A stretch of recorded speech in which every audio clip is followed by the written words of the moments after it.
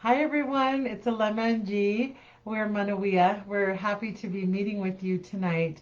I know it's been a little bit, but we're so excited because so many great things have taken place.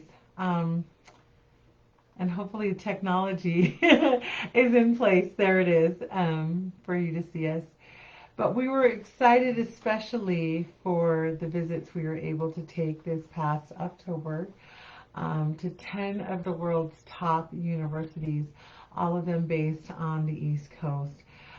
So we'll run down through those 10 schools, kind of give you some facts and figures as well as some feelings on the vibe that we felt as we were visiting each college. Yeah, each of those. So the whole point of our visit was to just get out there, let some Polynesians walk around those campuses, get a feel for it, and then bring back that information, bring back that data so that you can know and feel comfortable about those campuses. Really, it's important that our community knows Yeah, the greatest choices that you can aspire to.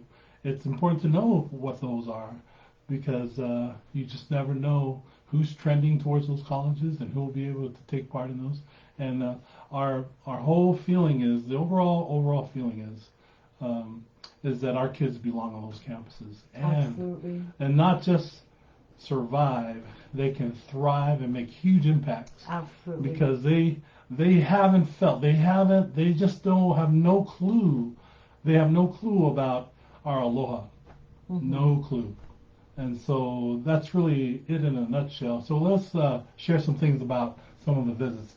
First, so we fly out, we take a red eye the night before, right after a football game. Right, senior night, right? With our son. And so Couldn't even finish the game, and we're that's right. off. We had to leave early, but we get out there, and man, it is a different vibe, but it's a cool vibe. For sure. You know, okay, let's just get into it. Harvard University, our first visit. Harvard. So we landed Harvard. Yeah. Let's share a little bit about Harvard. Harvard's global ranking in U.S. News and World Report.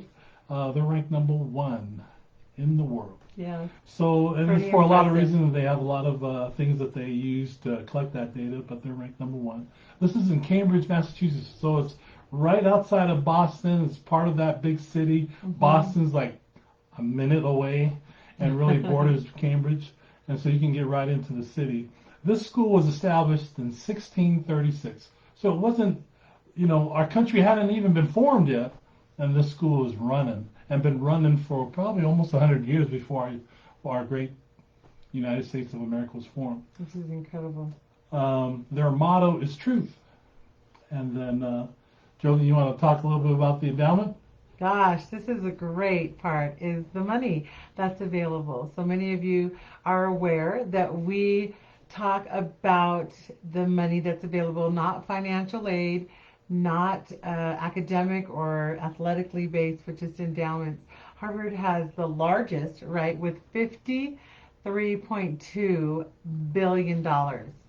53. I think last time we spoke, we said 40. Yeah, well, so I've That's visited, a big difference. Yeah, I visited Harvard a few times, and my last visit, that endowment was only like $44 billion.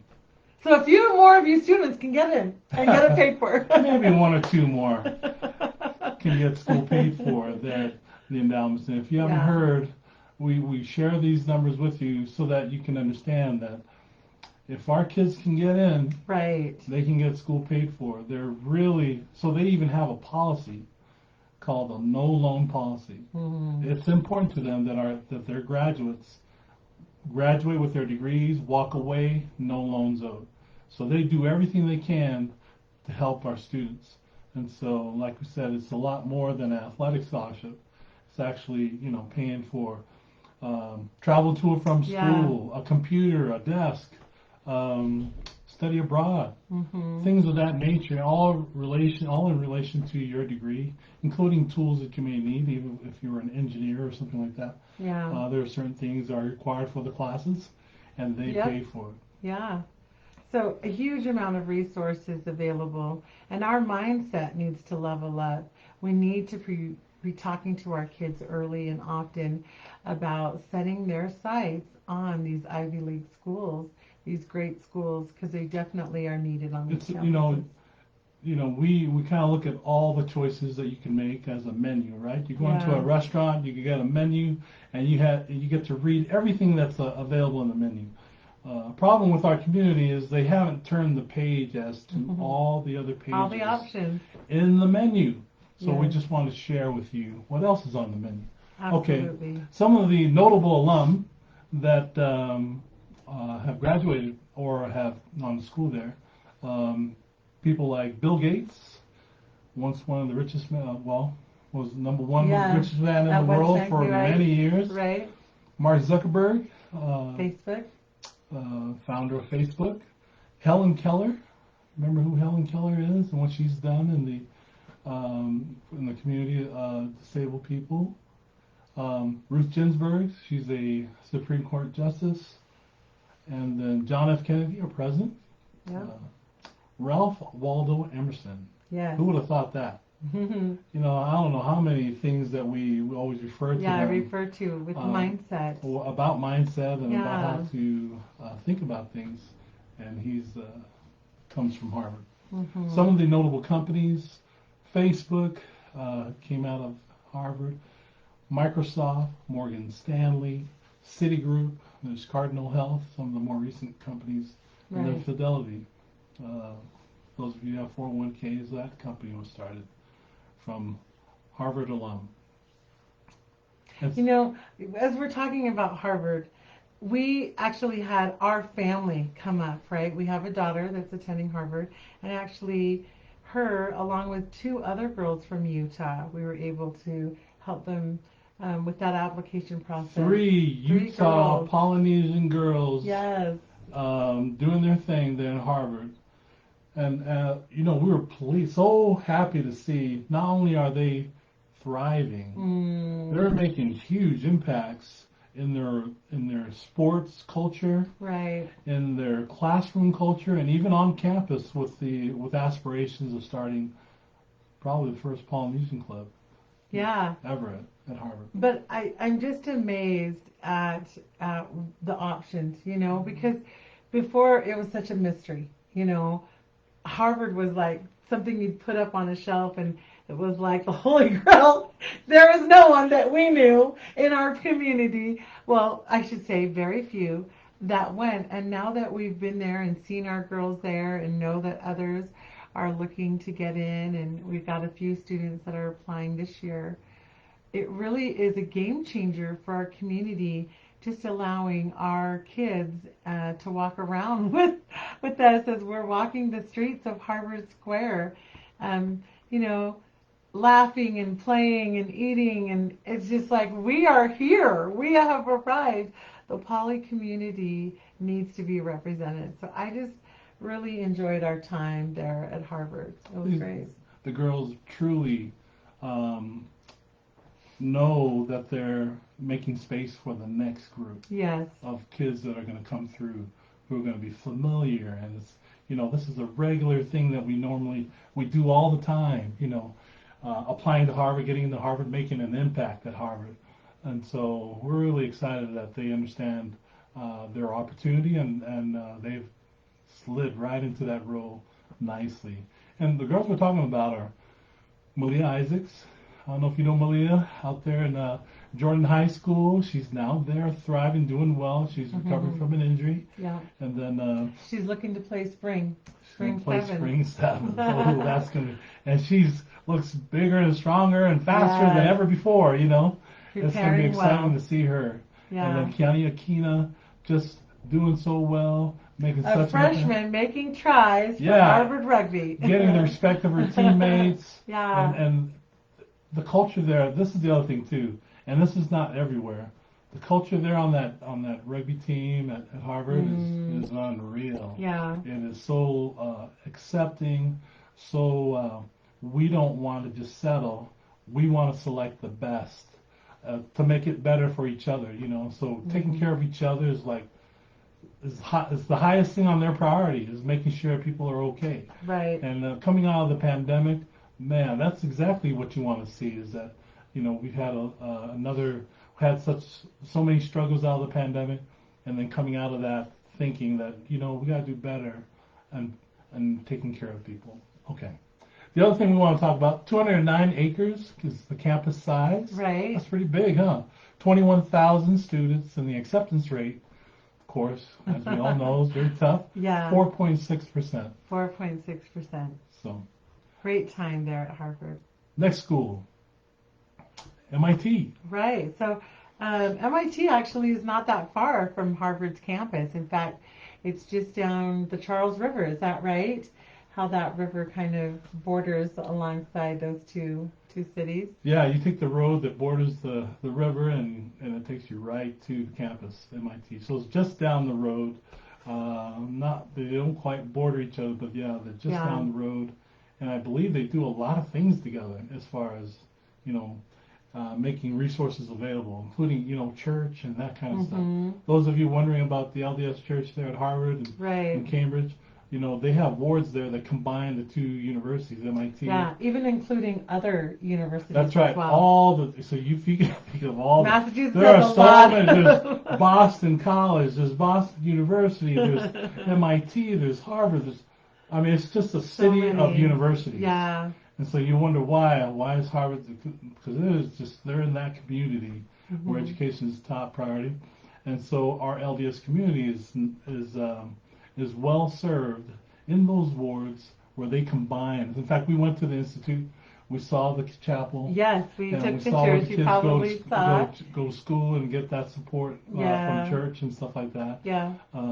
Not too far from Harvard's campus. Well, really, actually kind of on the borders of Harvard's campus. Really good participation with all the students showing up, and a couple wards there. Yeah. Right. So, the other thing we want to share about MIT, just down the road, it was established in 1861, so a little bit after, a couple hundred years. Just a little bit after. But, the reason why it started is because most of the universities that started back in the 1600s, 1700s were religious based. That's right. And that became a problem back in those days because they did not easily accept science. And so that was an issue. So that was happening, and there was this culture that was kind of being like an undercurrent where scientists were saying, no, we just want to study scientific things that we, without religion holding them back from asking questions and let science explain things. And so MIT being objective. Right, and so MIT, that's why MIT started. That was the whole purpose of MIT. And so MIT is ranked number 2 in the world. Incredible. Global ranking, you got 1 and 2 there. That is crazy. In the same town. Yeah. They're in the Cambridge, so close Massachusetts. Together, and a little different vibe, but both very competitive in their own rights. Yeah. They focus on a lot of tech and science and business. Let's see. Mind in hand is the motto. Their campus size is 168 acres. So not just a little shy of Harvard. And then 11,000 students are there. About half MIT. of what Harvard has. Their acceptance rate 6.7%. A little better. And then their endowment is still huge. It's 27.4 billion. $4 billion. So it's unreal. The opportunity available, and just 1 and 2 plus all those other universities in Boston. It's just incredible. Some of the notable alum, I don't know if you guys remember Kofi Annan. He was the chairman there at the United Nations. And then Benjamin Netanyahu, he was the prime minister of Israel. All MIT grads. Some of the notable companies founded or led by alumni there at MIT is Koch Industries, Boeing, K-O-C-H. Yeah. Not Coke, but that's right. Not Coke the drink. Right. Koch Industries, K-O-C-H. Boeing, Intel, HP, Hewlett Packard, Raytheon. There's Qualcomm, Texas Instruments, Bose Corporation. There's Akamai Technologies, E-Trade, LinkedIn, 3Com, and Teradyne. So all those companies started or are led by MIT alum. I mean, that's pretty impressive. I felt that when we walked on that campus. There's definitely a different vibe from Harvard, in that I felt it was a little bit more serious. Not that Harvard wasn't, but I think just the focus on technology, that kind of brings just a different vibe, right? Versus all the other things that you can pursue. They're just focusing on technology. But what was so cool is that those buildings and those campuses have so much history. You can just feel it as you're on those campuses. So parents, if you do have a chance to go out and visit, I would highly encourage. All these facts we're giving you, yeah, you can find them online. But when you step on these campuses and you witness the history, the tradition, even, the what do you call it, innovation that's taking place moving forward, it's just amazing. So I did get the vibe, that there's a lot of pride in starting your own company. Yes. And that you started your company in a garage, like many of these other... Like we did. Like many of these people that have been, the richest people in the world, right? There's the spirit of innovation, of discovery, of exploring, of testing, asking questions, curiosity, and challenging things, so that truth can come up, right? You want to challenge these things, these assumptions, so that truth can ultimately be found. And so, that's what I feel out of Harvard and MIT. So we move forward with Brown University in Providence, Rhode Island, and that wasn't too far. Like every trip we were making besides MIT was actually a couple of hours, and so there's so much you can see going down the coast, the East Coast. Brown is actually established in 1764. Their motto is "In God We Hope," and their endowment size is 6.9 billion, so nothing to sneeze at. They're located on 143 acres, so just a little bit smaller than MIT. Their enrollment size is comparable with 10,333, and their acceptance rate is pretty competitive at 5.4%. So their notable alumni is Ted Turner, J.D. Rockefeller, John Heisman, Joe Paterno, and Chris Berman. Notable companies: CNN, Wall Street Journal, Netgear, and Workday. So how interesting, the vibe of the campus and then the alumni and the businesses that are able to kind of come forth. What was fun about this trip was we were right at the state capitol. We were staying right at the state capitol. So we literally got to kind of feel the history, of government as well as education.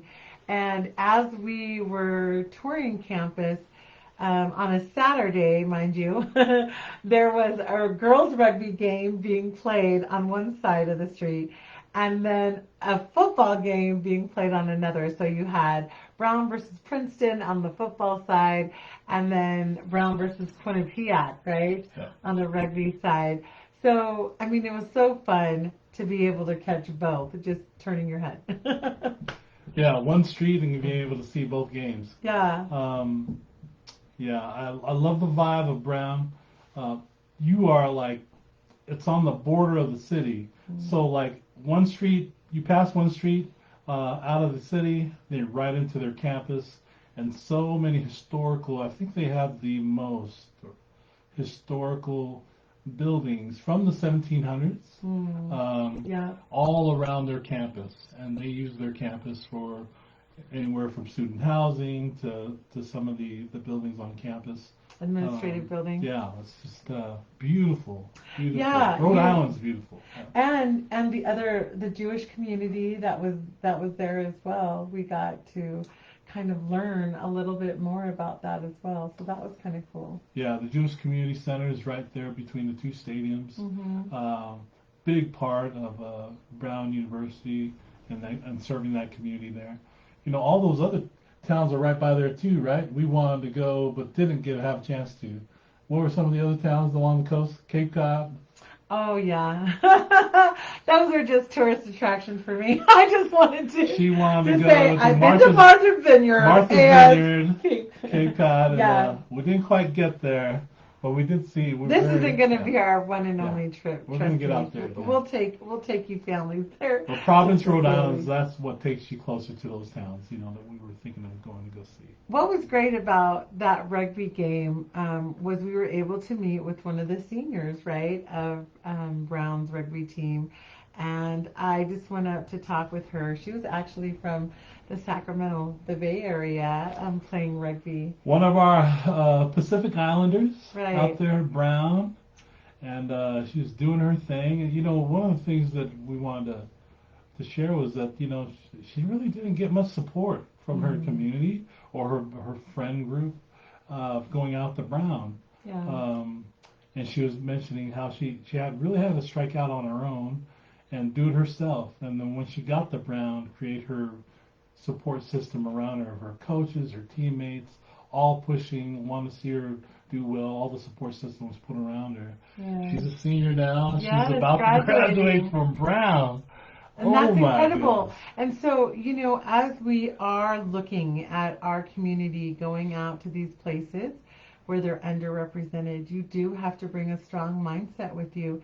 She was mentioning how her first semester was rough academically, but she stuck with it. And so you need She applied principles rather than quit. Right. You Which know, is probably the easier thing to do. Quitting is so easy to do. It would take away all the pain, right? Right. All the hardship. But she said, no, I ain't going back to Sacramento. I'm going to stick this out. Yeah. And I think the first 3 semesters or 4 semesters, every semester was she was going back to, I'm ready to quit. I just want to, and she had to overcome that. Yeah. To back herself and to allow herself to reap this great blessing of graduation. But she had one of the best rugby coaches. What's that? That at Brown University. And who is that? Katie. Kathy. Oh, Kathy, sorry.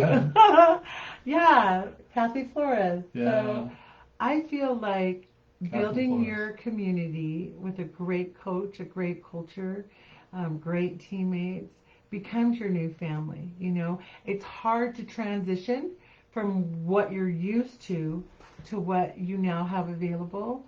But I want to tell you in our community that is the work we have to prepare our kids for, because they're needed and they are kind of looked at as leaders when they bring that culture to the campus. So it was wonderful. And just want to express our condolences to Coach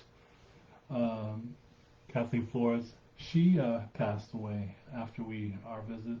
She succumbed to cancer, and we just wanted to say thank you and express our condolences. She has been a great friend, a great supporter of Manuia and our mission, and has been such a great partner in sharing what's available at Brown to our community. So great advocate for education. She was loved by many, and she was also one of the beginning not founders, but beginning one of the first Eagles on the national team. She captained that team to a couple of World Cups, and then she also coached a few of the national teams. And she's been such an example of staying the course for the benefit of the sport of rugby that could grow in the women's game. And when people focus on things like that, it creates more opportunities for our girls. Certainly. And we just want to be able to push all those opportunities for growth to our girls, and Brown University is one of those, and Kathleen Flores has everything to do with that. So. Yeah, thank you so much. Well, now we move down a little further down south to Connecticut and visit Yale University. So Yale's ranking is number 11. Did we get Brown's ranking? I'm not sure. Brown's ranking was 102 in the world. In the world. So you may say, 102 in the world. You're talking about all the universities in the world. Yeah. And 102 is a Nothing to great sneeze at. is a great No. number. So, anyways, back to Yale. What is Yale? Number 11. In the world. Right, in the world. Okay. Established in 1701, their motto is light and truth, and their endowment is $42.3 billion. That is awesome. Yale I University. hope you're getting a feel for the endowments. So they can't find enough kids Yeah. to give the money away to. And that's why We're trying to find you guys. the endowment's getting bigger and bigger and bigger. But we know we got kids. Yes. They can get into these schools. Yeah, and get it paid for. And get it paid for. Yeah. Which is so exciting. Their campus size, though, you got to hand it to them, 1,015 acres. It's a big, yeah. Big campus there. Enrollment, 12,060 students. The acceptance rate is very competitive at 4.6. So we had a drive. So from Rhode Island, Brown University, that's along the coast. And although we were traveling west to Yale, it was still along the coast. And what we could see on the freeway, if we're looking out to the ocean, looking south, we were looking at Long Island, New York, Long Island, New York. And so it was really interesting, beautiful, beautiful drive.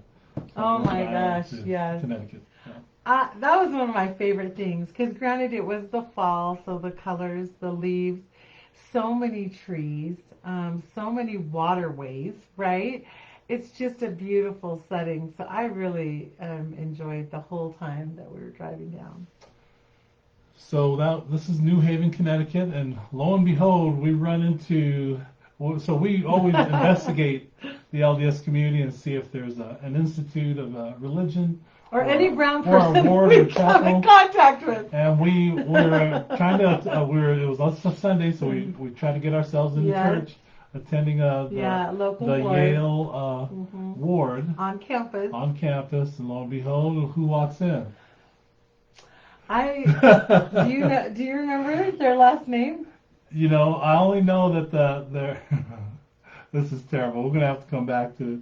But we run into Polynesians in Yale, and he's there for work. Actually, so I ran into her sister today at state conference. Yes. And so I will come up with the name. So hang in there. But go ahead and talk about the alumni. So at Yale, established in 1701. Let's see, 42 billion, 1,000 acres, 12,000 students. Its acceptance rate, very competitive, 4.62% acceptance rate. Let's see, some of their notable alum. Lupita Nyong'o, famous actress, Lupita. Angela Bassett, Meryl Streep, Sigourney Weaver, George H.W. Bush, and then George W. Bush, both presidents, dad and son, went to school there. Gerald Ford went to school there, Bill Clinton. There's Supreme Court justices that went to school there, Sotomayor, Alito, Justice Thomas, and Kavanaugh, all went to school there. There was a Theo Epstein, he's the creative general manager, baseball general manager that took his teams to the World Series. He's the story from Moneyball. So Theo Epstein went to school there. Walter Camp from football went there. Boeing, some of the companies founded or led by alum there. We mentioned Boeing, but there was also a time when they were going to school there. Some of the alum: Boeing, United Airlines, Time Magazine, FedEx, and Pinterest. And that kind of makes sense to me because Boeing, United, and FedEx have similar people involved in the founding of their companies and also the running of their companies. So very cool. It was Jackie, and she's sister with Bishop Halfoka from the American Fork Ward.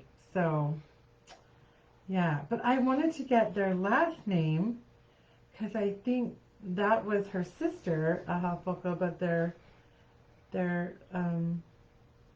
last name is what I'm trying to come up with. Well, we'll come back to that. So But that was Yale. Any other feelings about Yale? yeah, I loved Yale. Like when we were driving through the campus, there was so much architecture, different architecture. Like they had so many churches, right, in such a small space, and it was just so cool to see. I don't know. My thing is when you see so much different architecture, you just see the history and tradition that's built over a series of of time, and so it was so cool to kind of glean them just continuing to push forward new developments. And as you can see here, all the modern businesses that have come from that. You know, the establishment of the Ivy League schools especially, had that big religious background to them. Yeah. They started out as religious schools. And so a school like Yale, there in New Haven, you walk into that you drive into that town, there's a church. We're LDS people, there's a church on every corner, the LDS church. Well, in Utah. Just that's Utah, right? Yeah. But at Yale or New Haven, there's a church on every lot, like right next to each other. Right next to each other, like back to one back. after another, and so it's just amazing. So you think about, okay, what environment creates a place where they feel like we need not only just several of the same churches from the same religion, but all these different religions all in one, very small area of churches. So that's one of the nuances to the history of New Haven that you get into. But really, the top learning experience, you're going to be wowed by, and so we're talking about from MIT to Harvard, even Yale.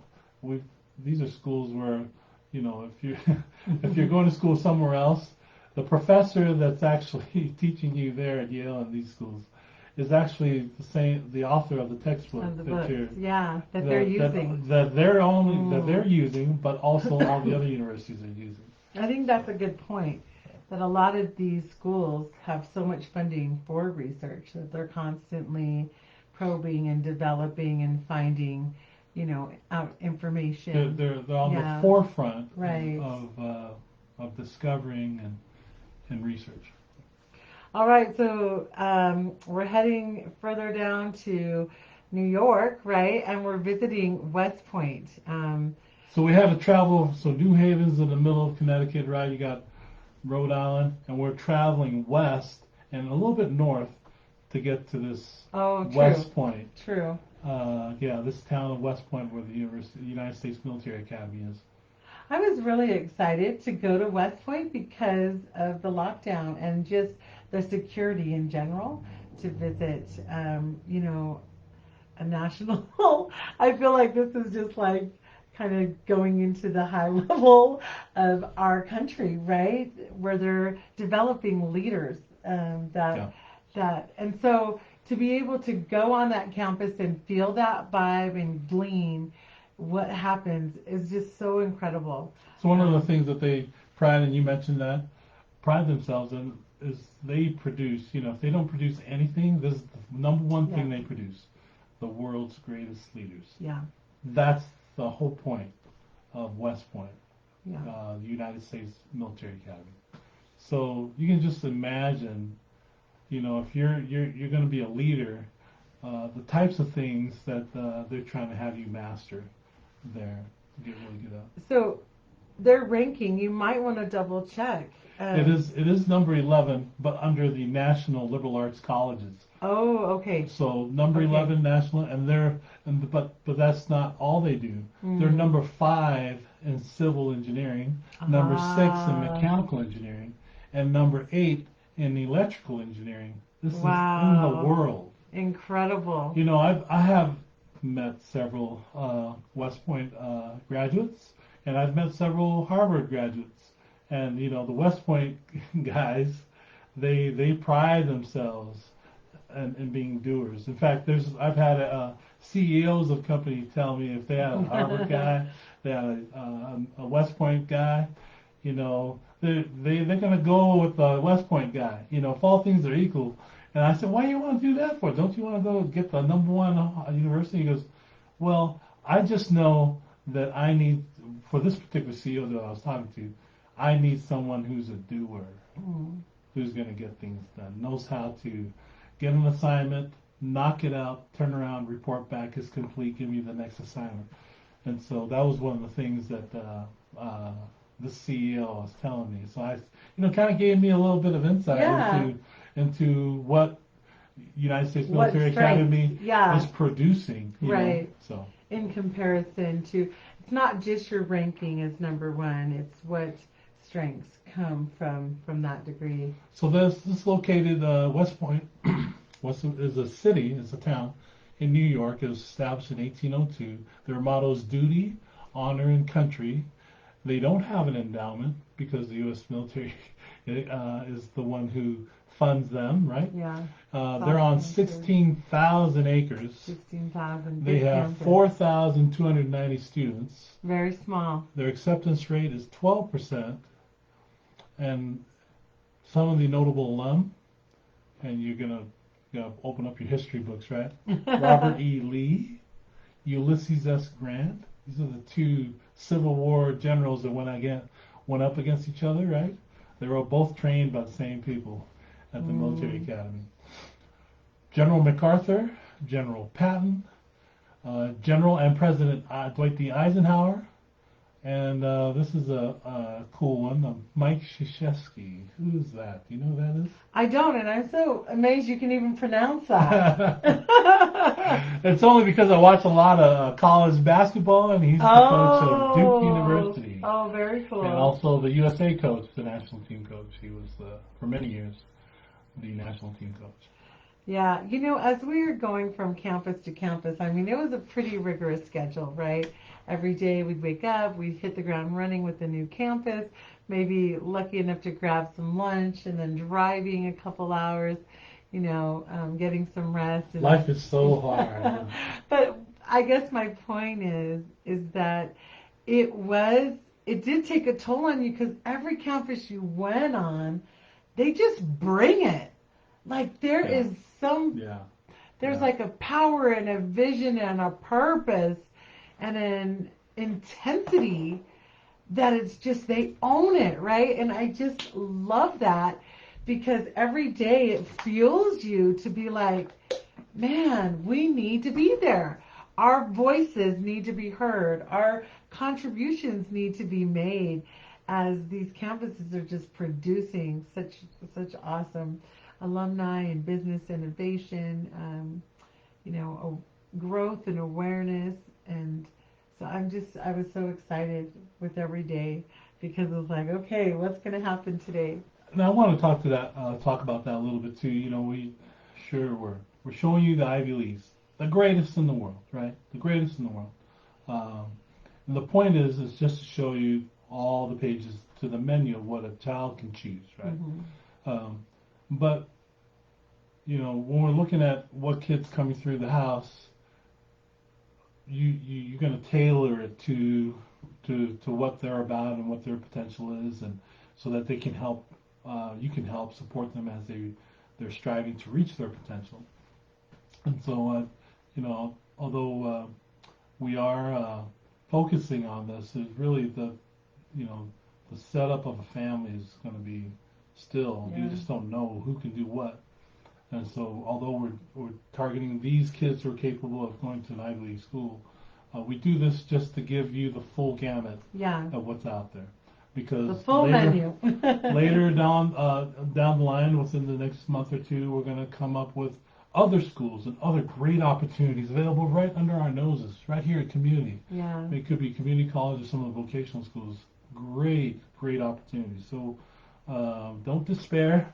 We're going to show you all this because this is Ivy League, and we're focusing. Yeah, many of our community are unfamiliar with these places, and so it's just a good learning experience. I know for myself, just being able to go down and visit these schools. What I loved about U.S. Military Academy, this is the United States of America. I'm a proud American myself.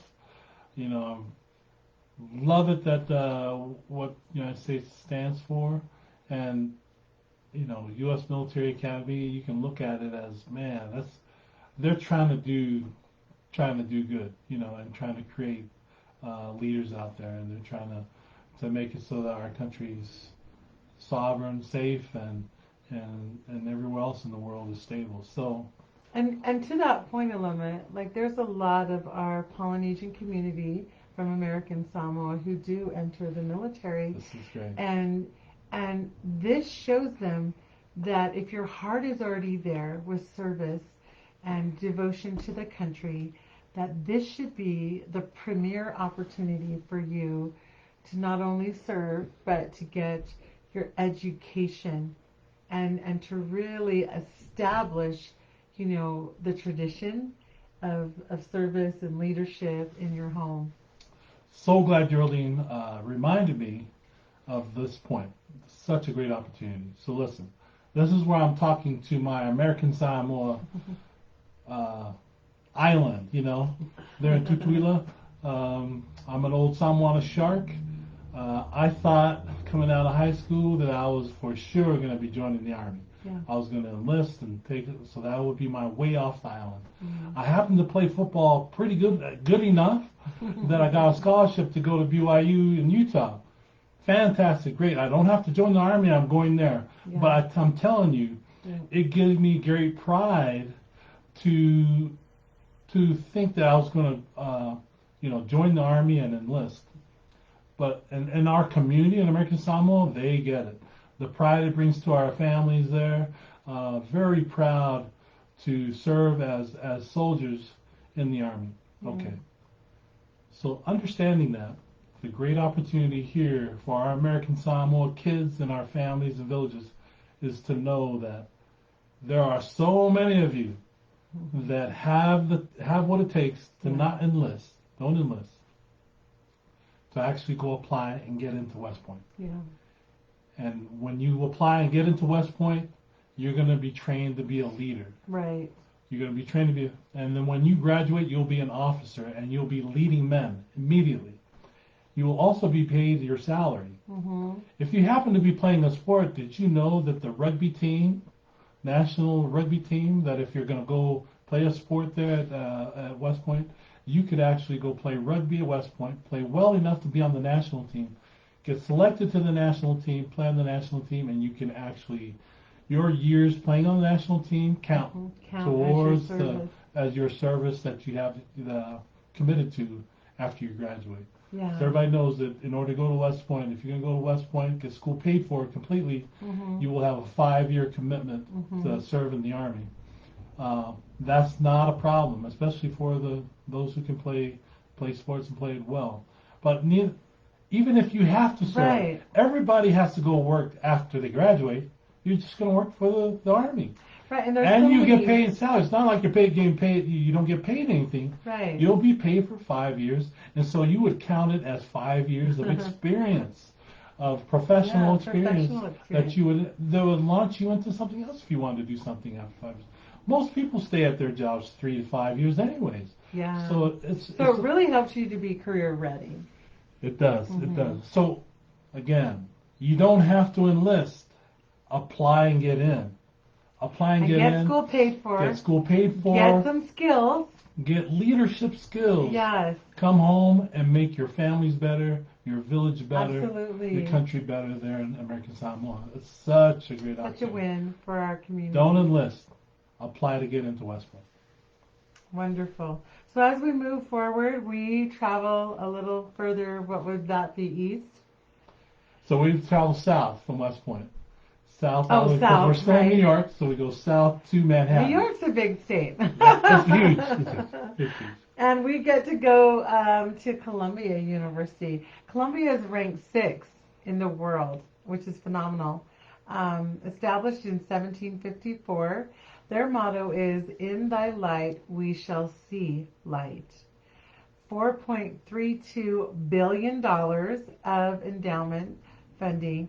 They're on 299 acres, so kind of a tight campus with enrollment of 33,000. So that's a packed campus, and acceptance rate as 5.4.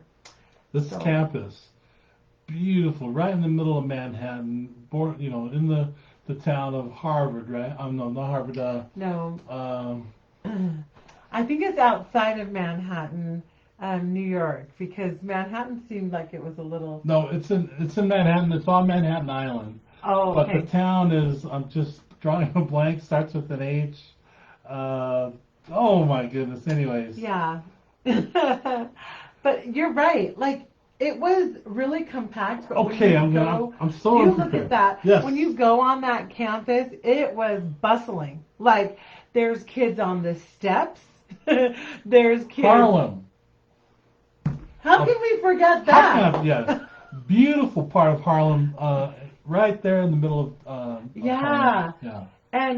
And there's a vibe on there, like lots of discussion, lots of people talking to each other, conversations, like thinking, and it was a beautiful day. The sun was it out. was a beautiful People day. were out on the lawns and That's on the steps of the science building, and they were just hanging out. And there's so many. And these are students, grad students and undergrad, just hanging out and then just engaged in their education.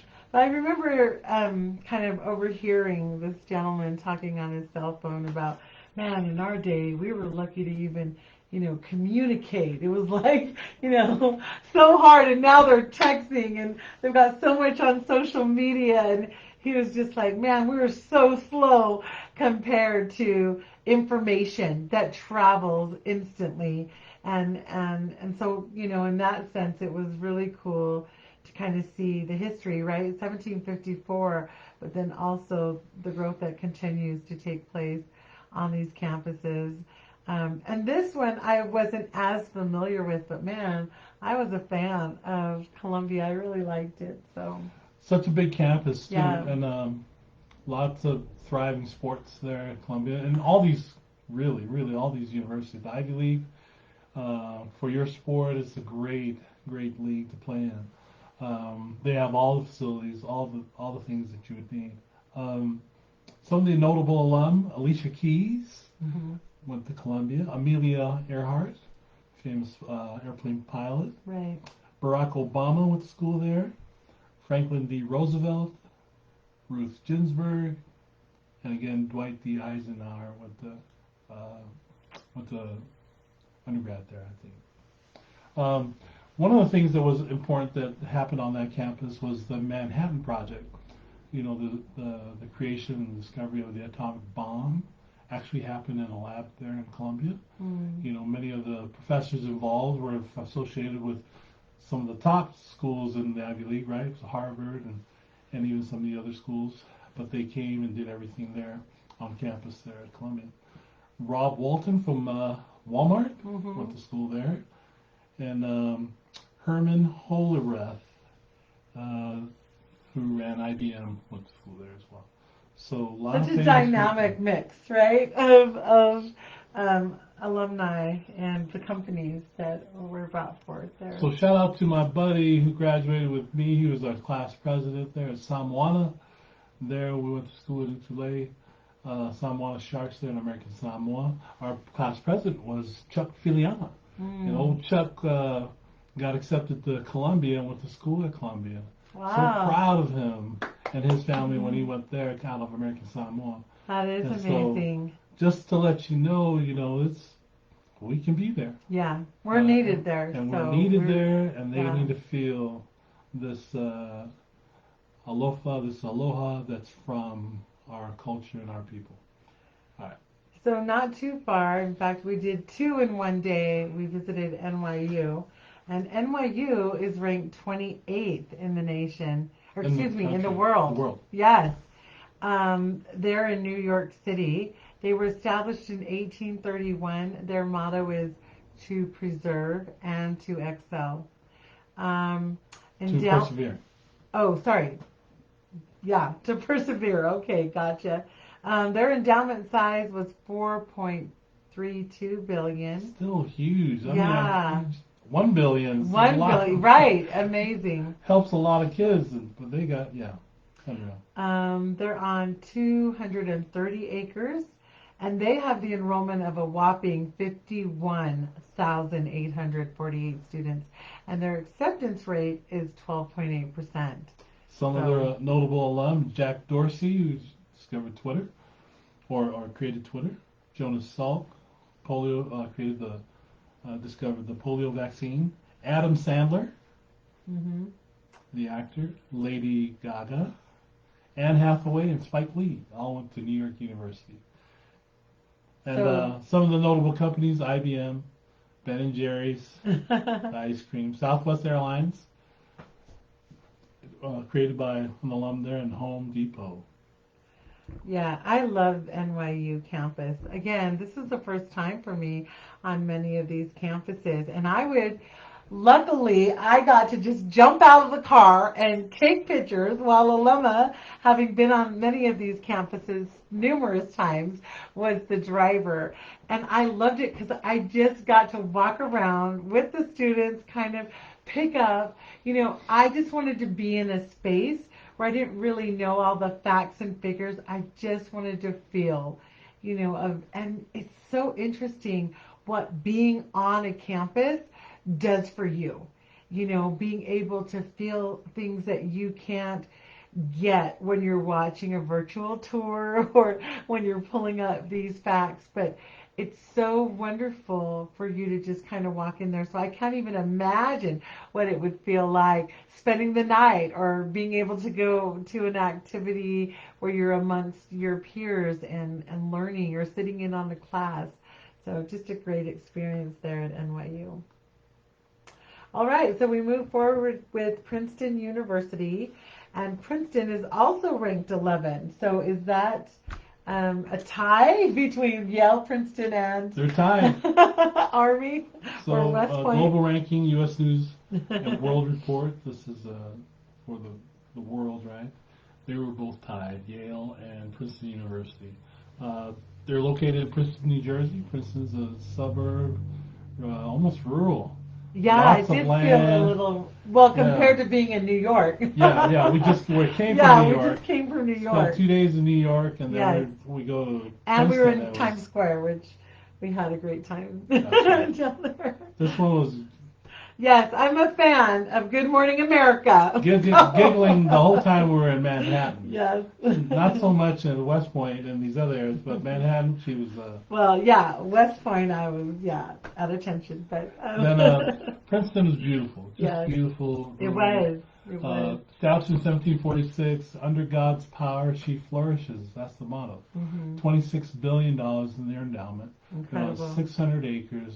Picturesque acres. Yes. Just So it beautiful looks forests. larger, I feel like, than it really is. 8,400 students, 5.8% acceptance rate. Yeah. Some of the notable alum: James Madison, president; Woodrow Wilson, another president; Sonia Sotomayor also went to school there; Jeff Bezos went to school there; and Jimmy Stewart. So Amazon was one of the companies founded there, and something to think about. Princeton. I know Princeton's #1 grad school was public policy. They do a lot of things well. All the Ivy League schools are kind of known for certain things. Right. Public policy, that's Princeton. Law, that's Yale, right? And so, Harvard and some of these others are business and some of those.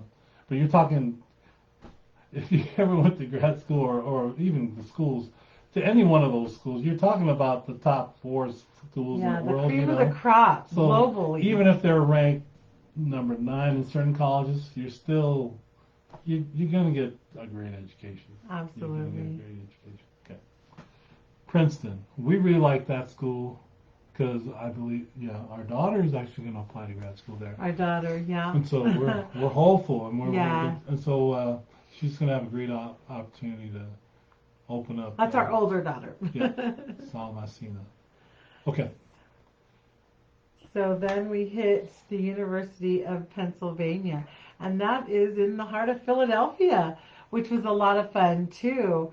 They are ranked number 8 in the world. This is so cool.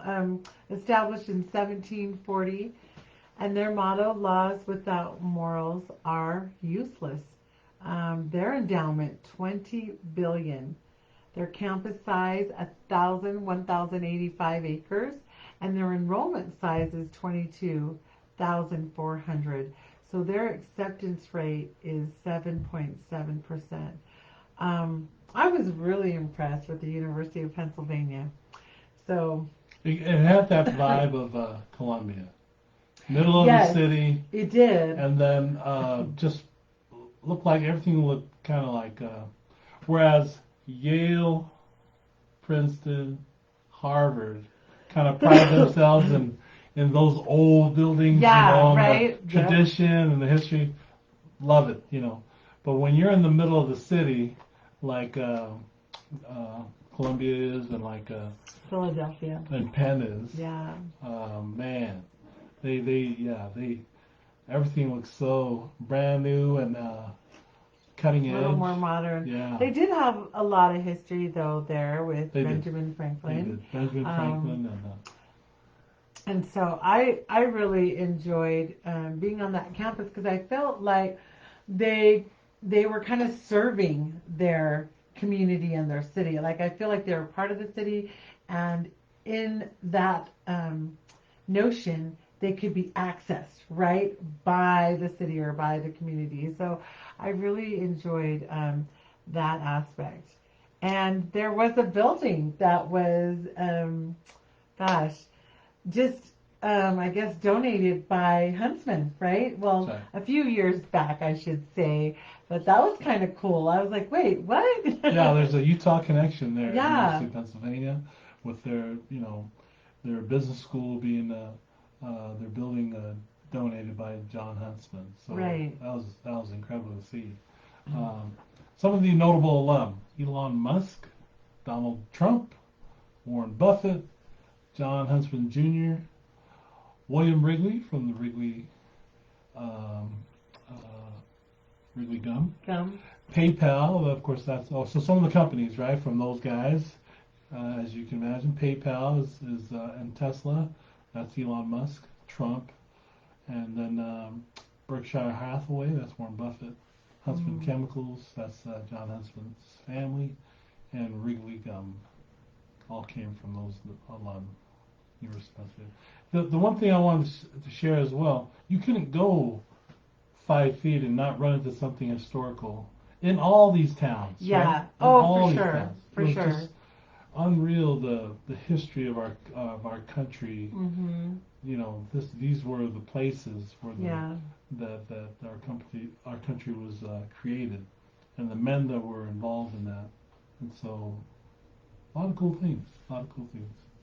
So after we hit the University of Pennsylvania, we traveled all the way north again to Dartmouth. That was our last university. And so at Dartmouth, we were able to kind of wrap up our trip and also be able to watch our daughter as she was playing their game. I guess it was their last season game, right? No, actually, because they played Army last week. But what a picturesque town. And the drive there was incredible as well, being that we were kind of heading all the way back up.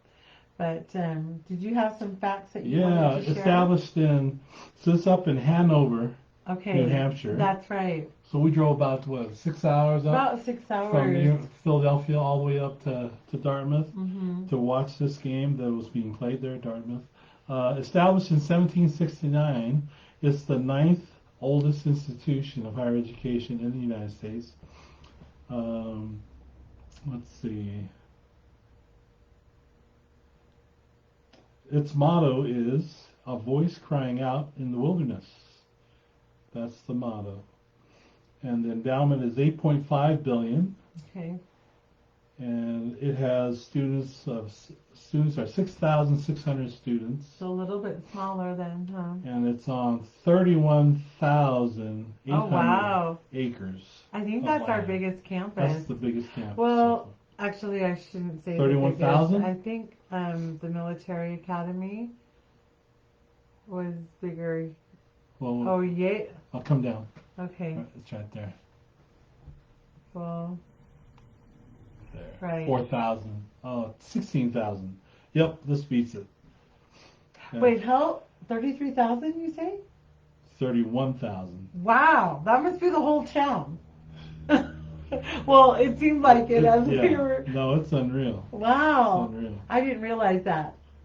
Well, surely the venue for their rugby game was just beautiful, as it was at the base of the mountains that were just, gosh, so many trees, so many autumn colors, such great weather. It really was a highlight, I think, of our trip to be able to end it there and to meet up with our family and to watch our daughter play. I felt like it brought this whole trip full circle. You know, when we're thinking about opportunities for our kids, certainly this is why Alum and I, you know, embarked on this mission to help our community, because we never understood this would be an option. And as we have, you know, a son who just graduated from Stanford and a daughter who is now attending Harvard, it became real to us once the funding gap was hurdled.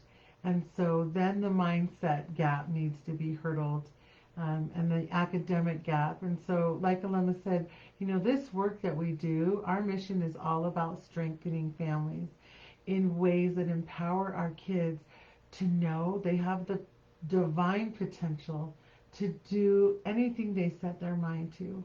And so we want our kids to have more options, not just through athletics, but through academics and through knowing that they are needed and can make huge impacts on these campuses. And my biggest takeaway, I think, through this whole trip was just seeing the history and the foundation and the tradition and all of the I guess the statues and the buildings and the monuments of all the work that has been done, but also knowing all the work that is yet to be done. And I don't want to see our community miss out on having their voice heard in the work that needs to be done. And so that is my thought. The other thing I want to add to that, the thing that I was thinking of, the impressions I was getting was during the visit was that yes, there's work to be done, and we have a major part in making huge impacts on campuses, right? You know, our Polynesian community, our culture. But I was getting to feel that we're a major part of solving some of the world's problems, our Polynesian community. It's important that they hear our side, our take on things that are going on in the world, because that's how it will make the world better, right? Yeah. And so it's very tough to solve a problem that's going on in Samoa if you haven't associated with Samoans or Tongans or Hawaiians.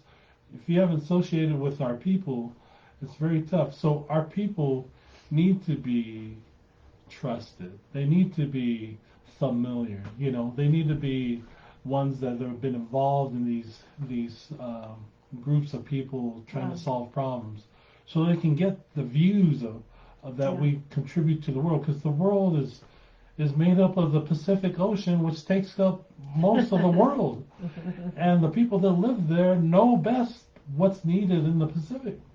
And so if we're not represented in those groups, and so this is the other thing too, to build trust. Very tough to be a part of a solution and you're not trusted. So that's why you got to be the one making friends, associating. Doesn't matter the religion, the race, the political stance you take. People know you and trust you. They don't care. They stand up for you. They look out for you. They protect you and your beliefs because they trust you. Because they know, he's gonna make his best decision. He knows me so well. I know he's gonna take care of me. He's not gonna hurt me. He's gonna look out. And people, I'm thinking very positively about the nature of people, of course. But then that's how we should be operating at a very high level, high vibration, looking to serve, looking how better to serve, those types of things. That's really where I see us making our biggest impact, is because it's going to be that Polynesian kid grew up with strong family, strong culture, strong values, strong religion, that they go, no, I know that person, and whatever they say, I'm good with, because I've worked so many years with them, and we have this relationship. They've networked and gone through situations so what together. I'm saying is don't think small in your opportunities when you're creating your relationships. When you make a friend, you're a friend for life. Always looking to how to better serve each other. Even learning. You think you've got everything figured out about a person. Be open. Be open to them, because they're going to change. They're going to grow. And everybody needs that grace, And so what is our role in all that? Man, education, it's just the nature of who we are. We will always be learning, trying to figure things out. The moment we try to say we figured everything out, that's when we get into trouble. Because we're no longer open to learning. Or seeing that a circumstance could have changed, and maybe that's why they want something different, as you're trying to take care of people, look out for, listen to people. Anyways. Yeah, so we just want to let you parents know, for those of you that have seniors, even juniors, especially if you have freshmen that are just embarking on this journey. I'd rather have 7th, 6th, 7th, and 8th grade. Grooming them to open up their minds to see the full menu. That way they're already playing with, they already know what's up. You come 9th grade, they already know what's up. They're not trying to learn something new. Right. They're just implementing principles that work. They've seen the full menu. They know what's available, and they're thinking maturely about it. Instead of trying to. How many of you have 9th graders?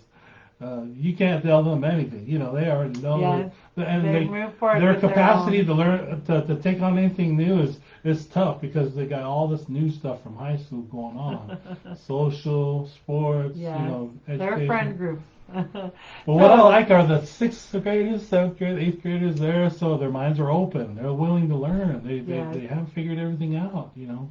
But we do have deadlines to meet. So for those seniors, parents of seniors that are looking, regular application date January 1st, we are here to help and support.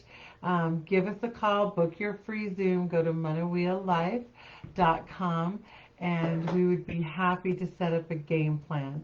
There is some work to be done with our seniors, so the sooner you can book that appointment, the better you will feel, and your student will be able to kind of apply moving forward. Yeah.